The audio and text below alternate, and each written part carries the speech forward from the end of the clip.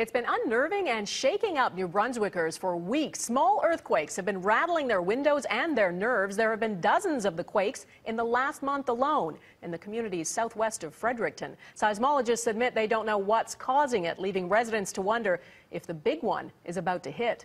Ross Lord reports. In the quiet village of Macadam, New Brunswick, they're wondering what's going on down there. The earth is in turmoil, creating dozens of measurable earthquakes in the past month.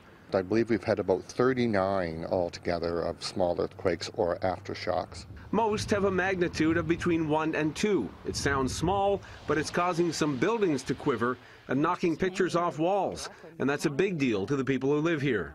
This sounds like a lot of dynamite, but all lit at the same time.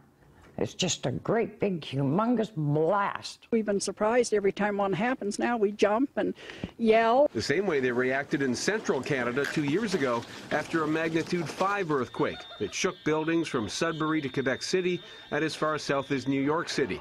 But the Macadam quakes are even rarer. Seismologists call it an earthquake swarm, a large cluster that's extremely unusual in populated areas. And the experts admit they don't know why it's happening.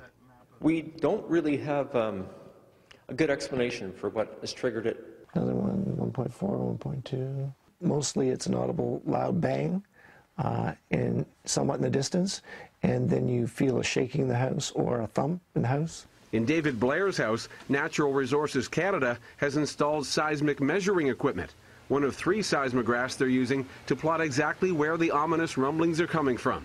They're also updating residents at a public meeting tonight. But with the boxes and wires yet to yield any answers, you can hardly blame people for wondering if the little quakes are the precursor to the big one. Ross Lord, Global News, Halifax.